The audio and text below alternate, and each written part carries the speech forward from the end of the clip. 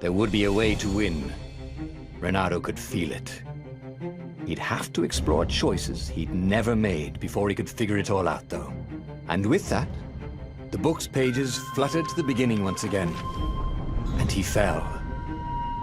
The clouds parted over the Isles of Boreas. It was time to choose. The rebellion was in trouble. Ravens were scouting for the secret rebel base. They needed a game changer. Pieces of the Sky Ripper had surfaced. Reynardo knew that using it could go catastrophically wrong.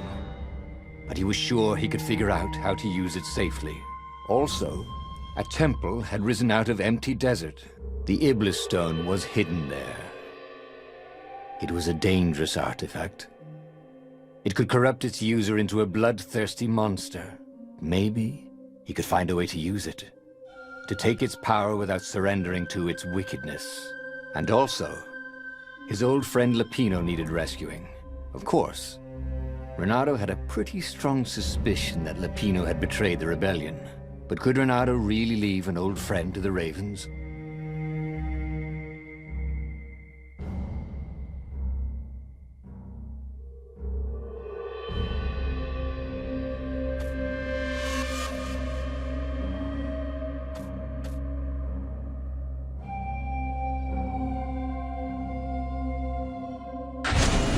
Every child knew about the Sky Ripper.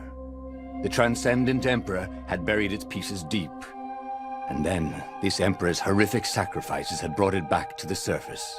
Reynardo wasn't exactly sure how to use the legendary weapon. But surely, there must be some way to do it without provoking another catastrophe. Had he, somehow, summoned the long-lost components of the legendary weapon out of the deep places of the Earth? It was more than Reynardo could fathom. But if he could find a legendary weapon, he would use it.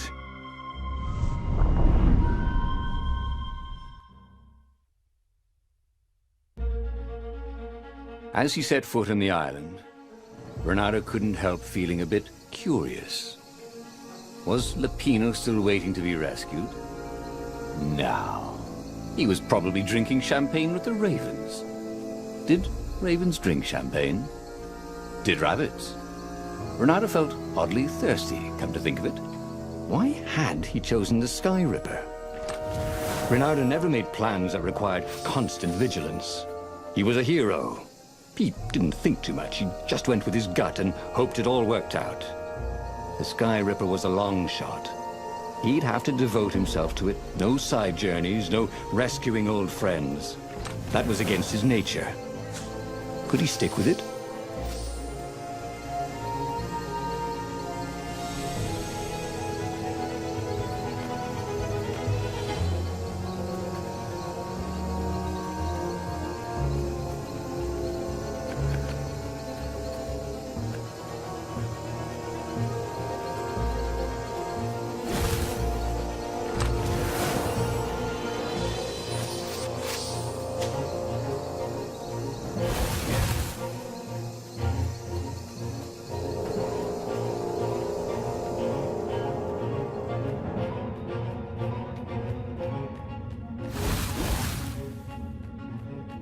It would be fun to try out that one. And here was a handy workbench.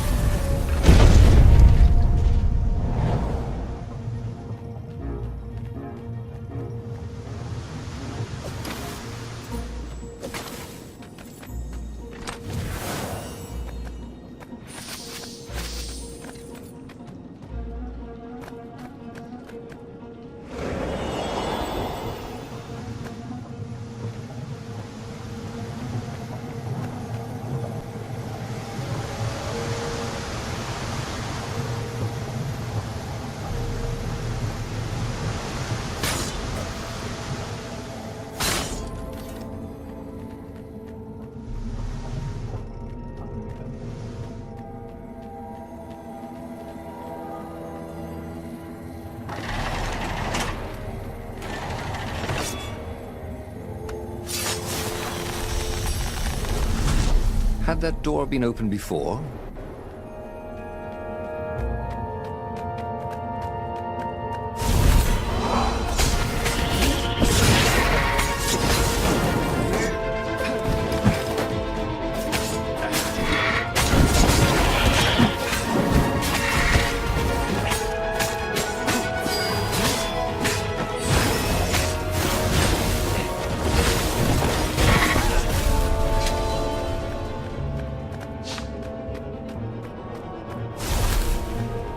That had been his mistake before, trusting his old friend Lapino, who'd been through so many battles with him and shared so many heartaches, who he'd rescued so many times. What was up with that guy anyway?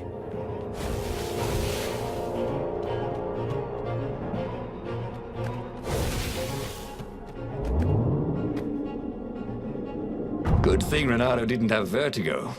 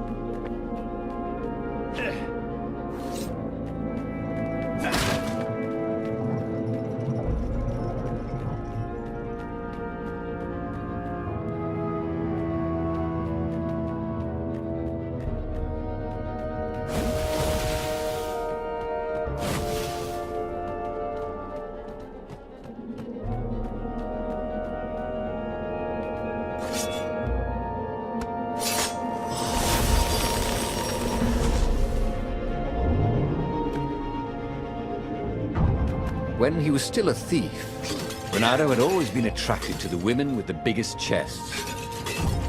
No, that's not what I meant. To rob, I mean.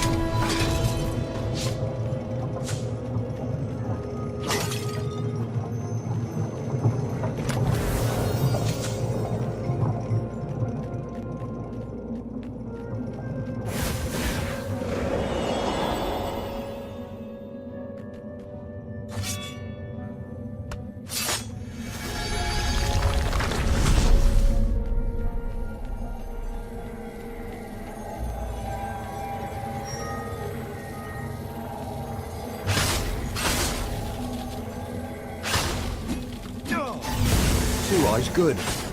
One eye dead.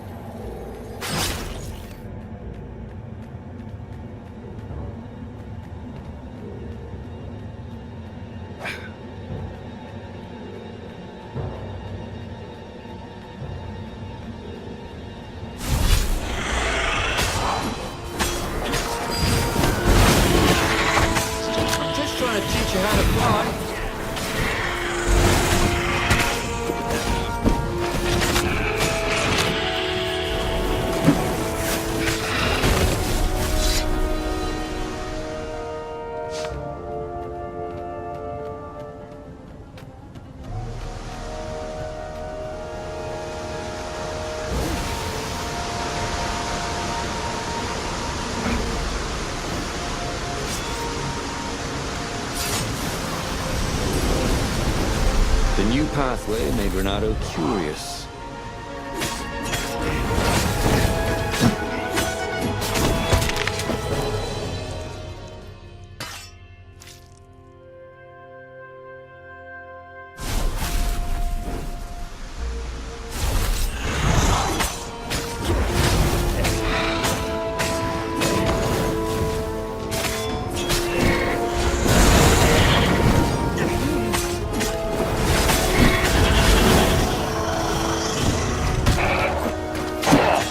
Someone needs a bath.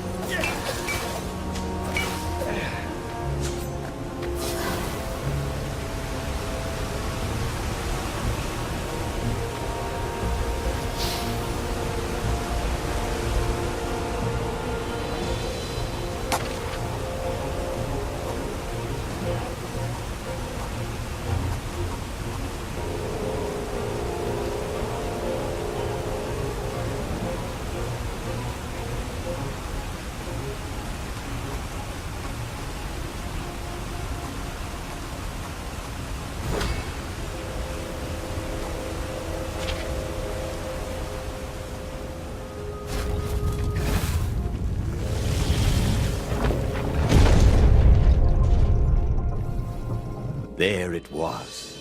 Skyripper's armature. The stuff that dreams are made of. Engineers' dreams, anyway. The device was intricate.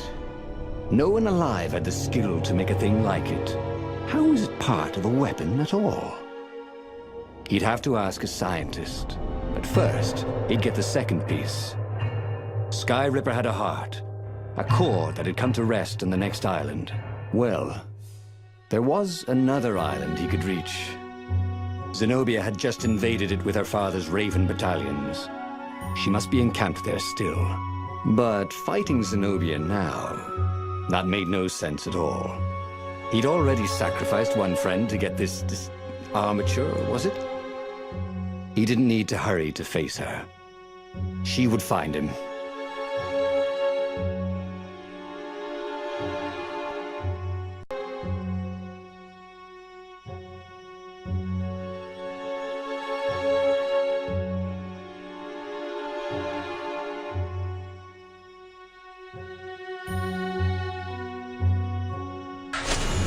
Reynardo asked himself why he changed course to confront Zenobia. He'd no idea.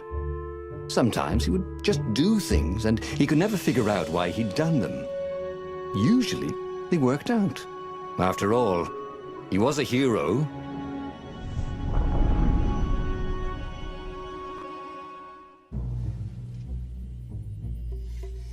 The truth is, though, he wanted to see her, wasn't it? It had been a dozen years since Swordfu School. He'd followed every rumor about her, every scrap of news. Not that he still loved her. After all, she was his enemy. No, it was solely because know your enemy. But it would be great to see her, even if they faced off across sword points as they'd done so many times at school. The world was a less interesting place without her.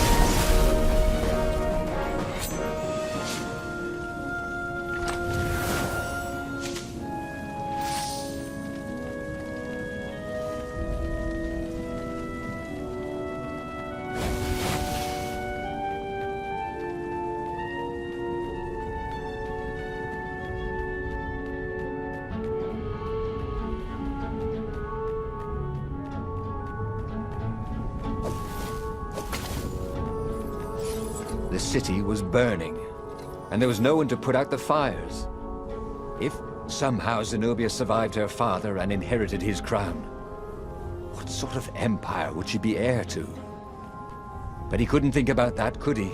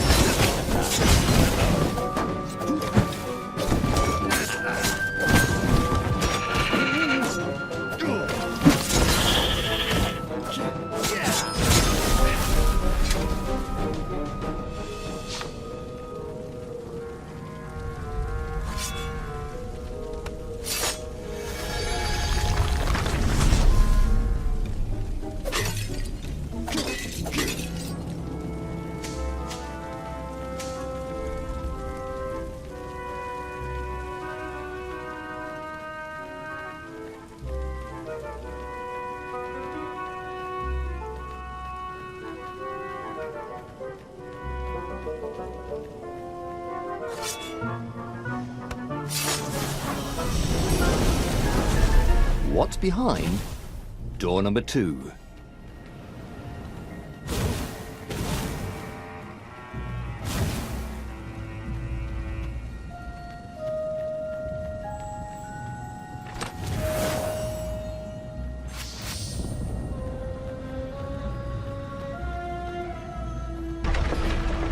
He couldn't do worse with Zenobia than he'd done with the core, could he?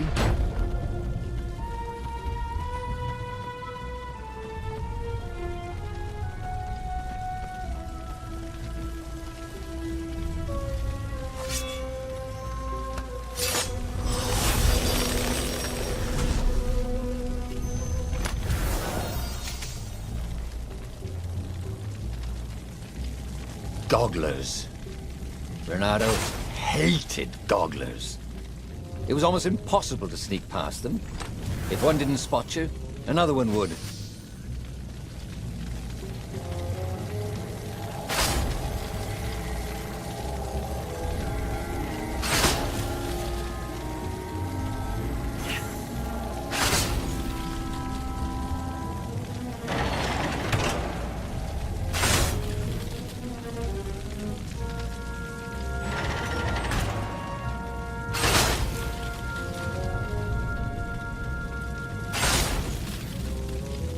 These things could really use a hand.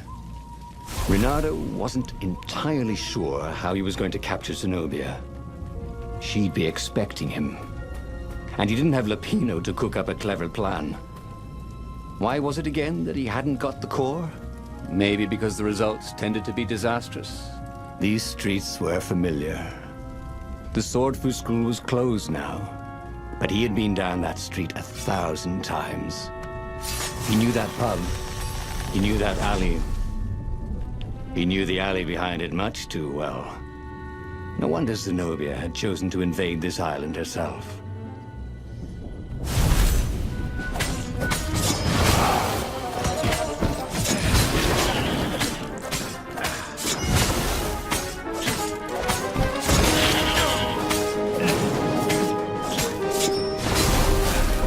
Reynardo had learned so much about...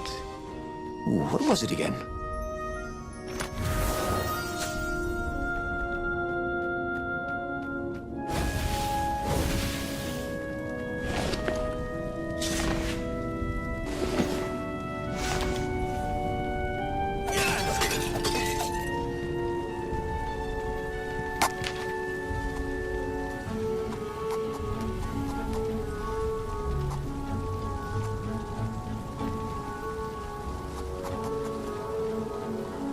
Every day he was getting better and better.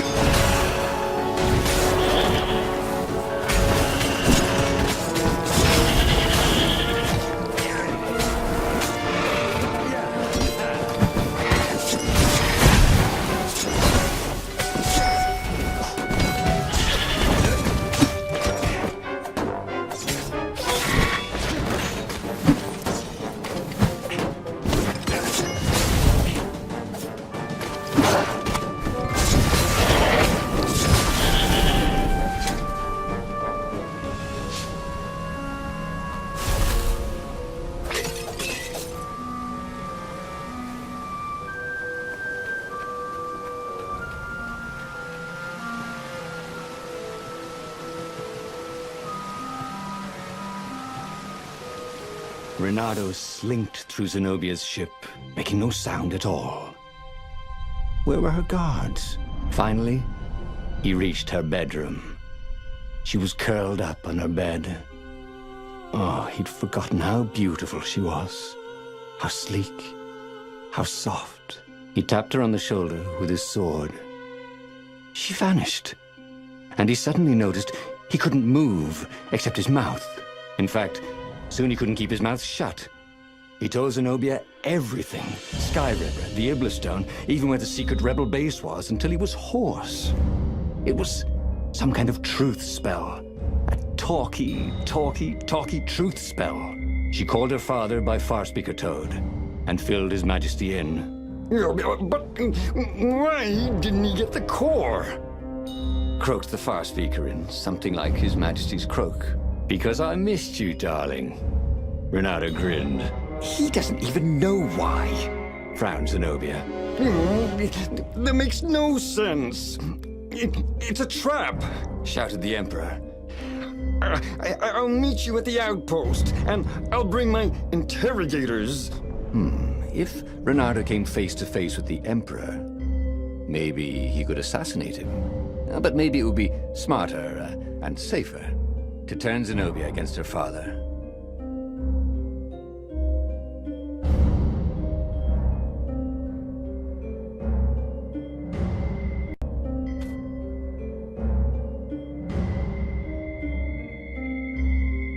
You're lying, she said. Somehow you're lying. The spell hadn't worn off yet. He had to tell the truth. The trick was in making sure she wouldn't believe it. The core is perfectly safe, he said. And he tried his hardest to sound sincere. So is the Iblistone. In fact, I was trying to get them myself. Fine then, interrogators it is, she said angrily. I gave you a chance. The Emperor's interrogators were not especially gentle, even by Weasel standards. Fortunately, Zenobia had locked him in the guest quarters on her ship, and she'd forgotten it had a toilet that, like all skyship toilets, could be vented into the abyss. This was not the sort of slippery fox he wanted to be. But just as they were about to land, he threw the latch, wrinkled his nose, and leapt through the open latrine.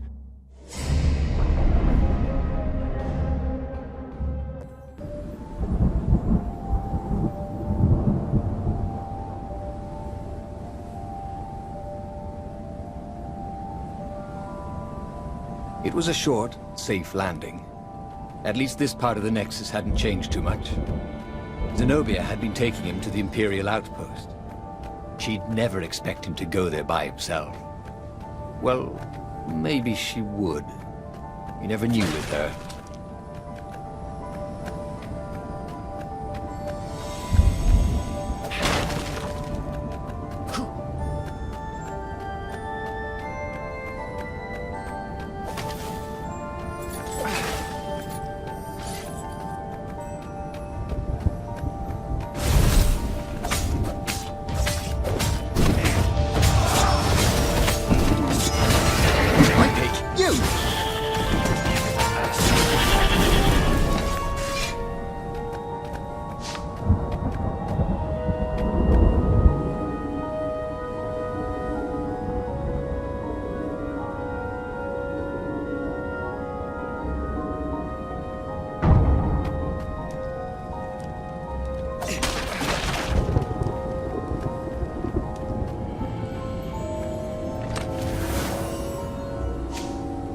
Healing fruits were great, but you could never get the stains out.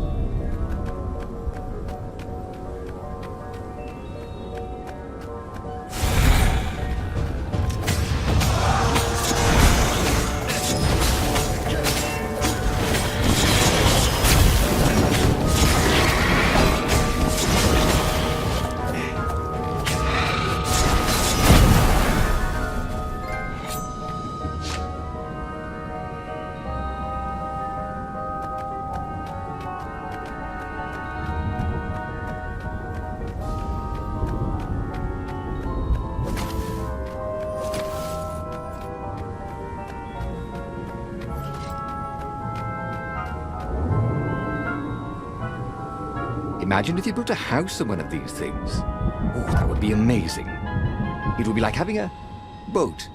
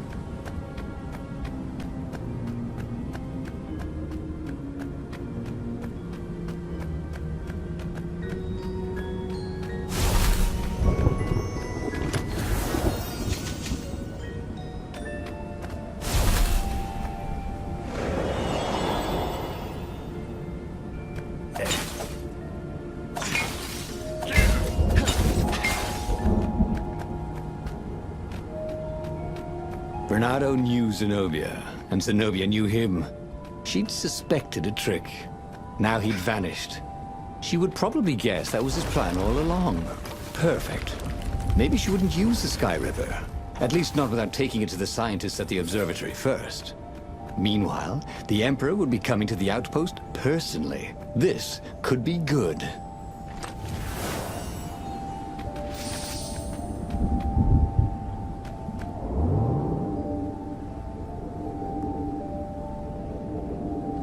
Giving the Emperor all of the rebellion's secrets hadn't been quite the disaster he'd thought.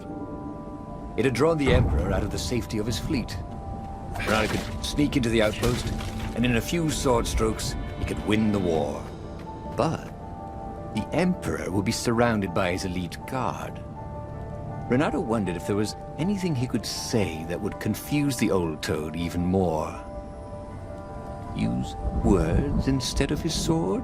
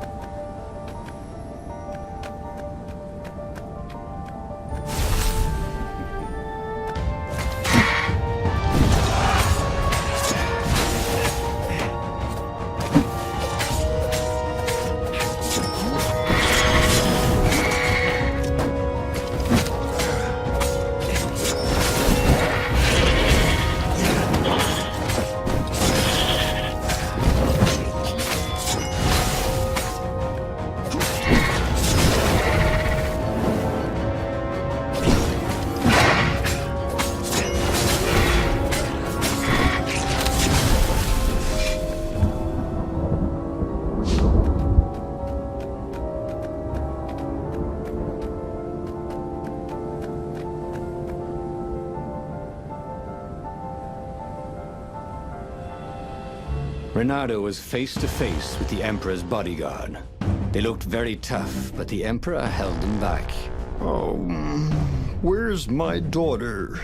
And how would I know that? Reynardo grinned at him. She lured me here so that you could kill me, didn't she? Ah, don't be ridiculous, said Reynardo, trying his best to sound convincing. She loves you. Oh, I knew it. The rabbit told me I couldn't trust her. The Emperor hopped out the door. His phalanx of bodyguards retreated carefully. Reynardo heard someone call, "Arrest her!" as they left. Well, that's a job well done, thought Reynardo. Now the fleet would be in all sorts of disarray. But maybe he could find her in the mountains. She always used to go to the mountains to hide from the world. Maybe he could even turn her against her father. Or maybe he could reap the benefits of the chaos he had sown. It was time to report to the Rebel Council, and then launch the attack on a divided and very confused Imperial fleet.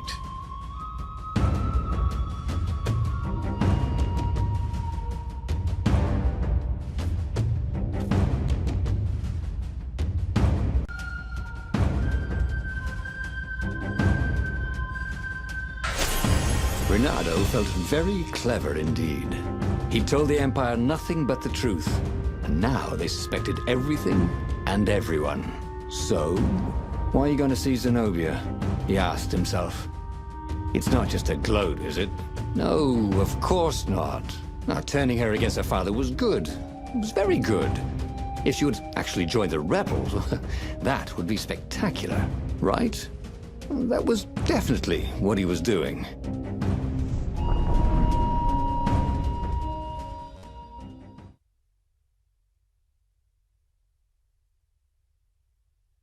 He wondered if he should have just told her the truth about her father. The Emperor had adopted her from a stray. That was the source of all her loyalty. But even then, he'd been dreaming of a bargain with the lost gods. They alone could make him immortal. The Emperor would have to seal that bargain with the life of someone who truly loved him.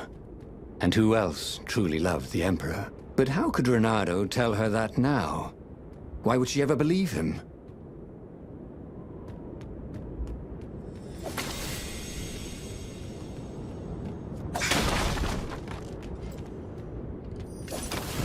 Kill the fox! Call it the ravens. Nobody said they were original.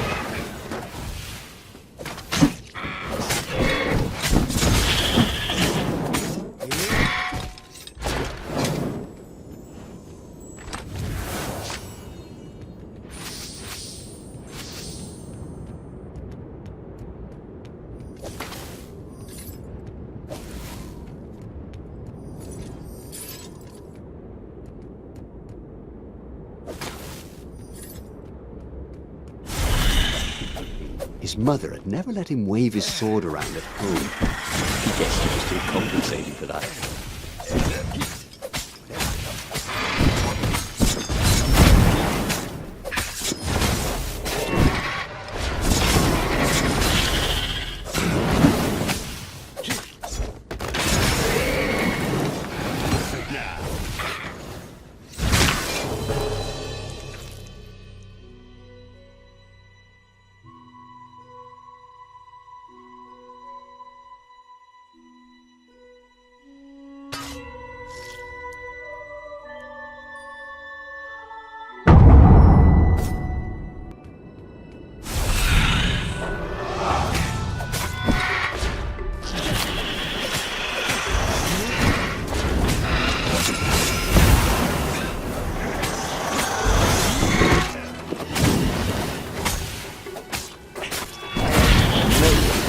Reynardo and hot potato.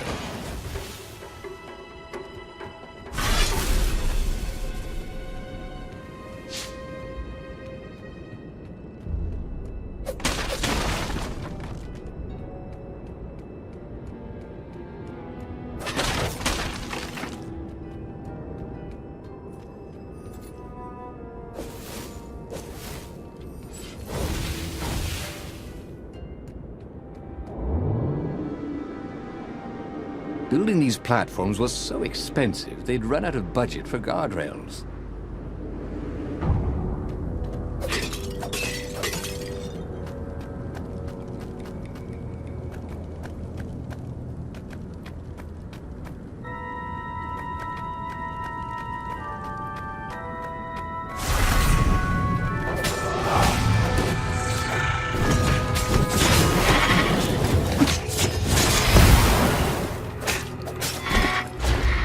But surprisingly, unwounded.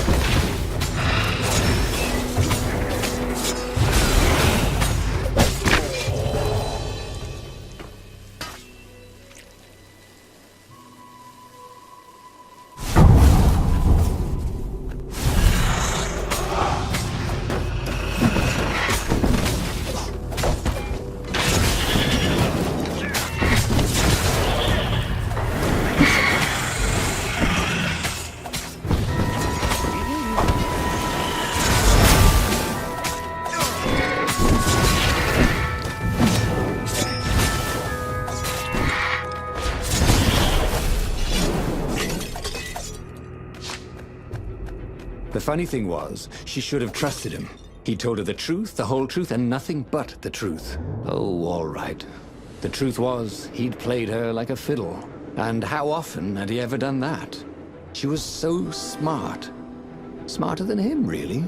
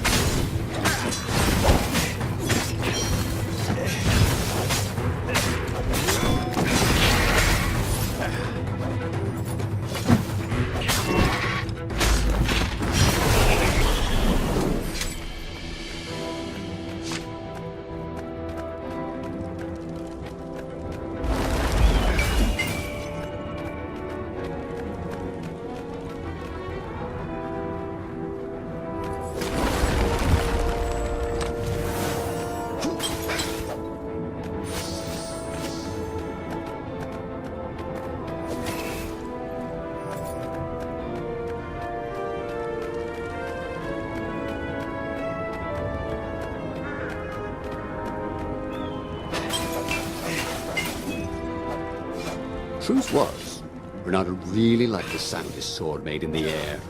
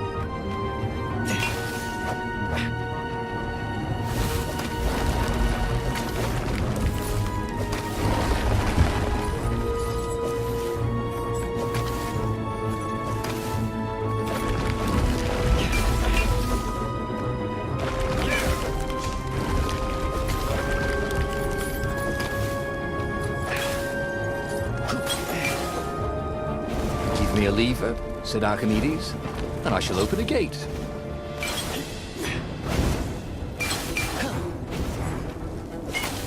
Reynardo had given away the location of the secret base. Fortunately, the Emperor thought it was all a trap. He even mistrusted his own daughter. Reynardo couldn't have done better if he'd planned it.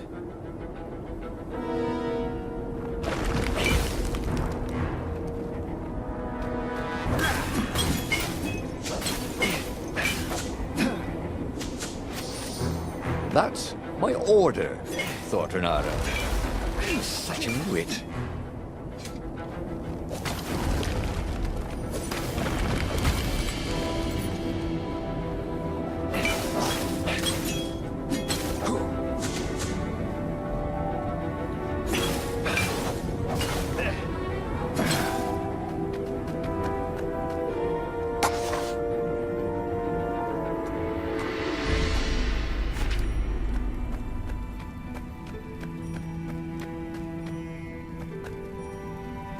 What have you done to me?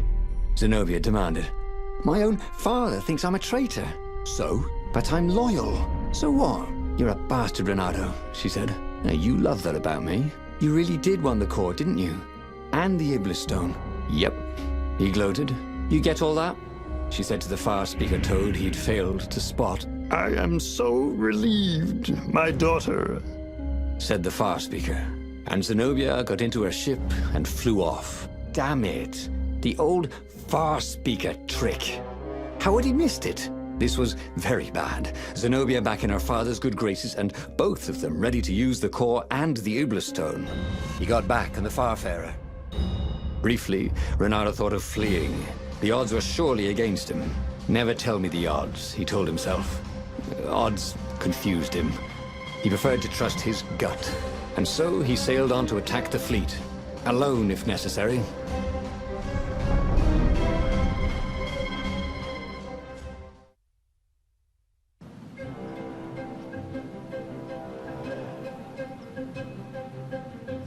There were not many rebels here, and they were disorganized.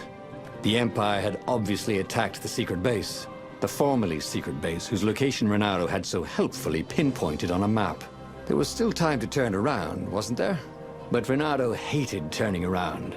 Heroes don't turn around, they just own their screw-ups and turn them into impossible victories, right?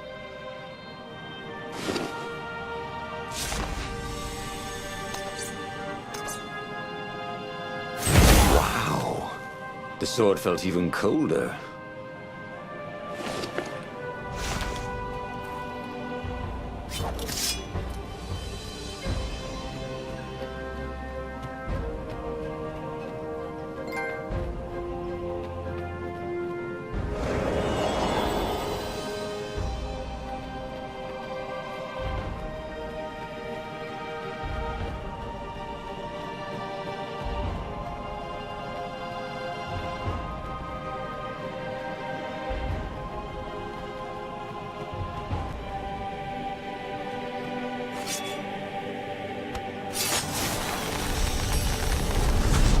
Or I could go that way, he thought.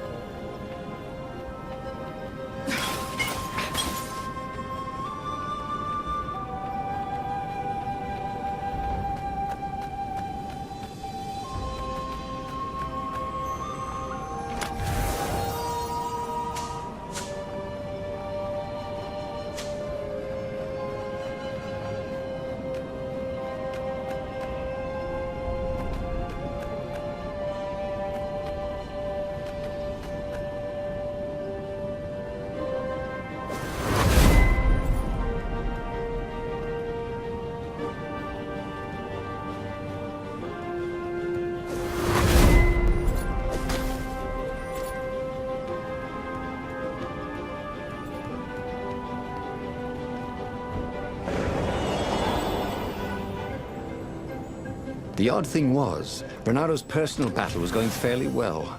The Ravens immediately in front of him were no quicker or tougher than usual. Where was the power of the core, blasting him off into the abyss? And where was Zenobia? She must be up to something. But whatever it wasn't his problem.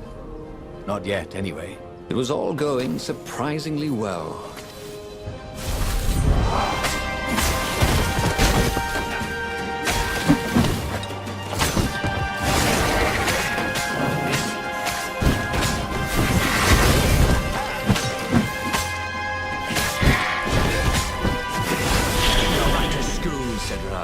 In your next life.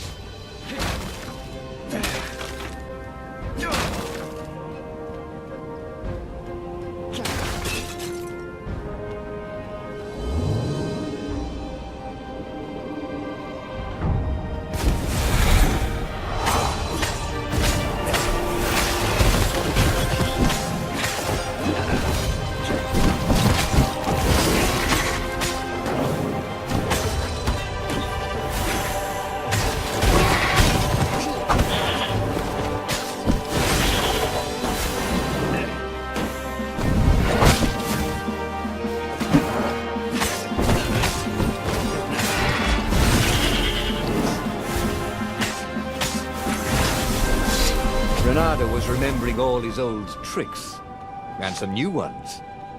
Now, he really ought to ask for a raise.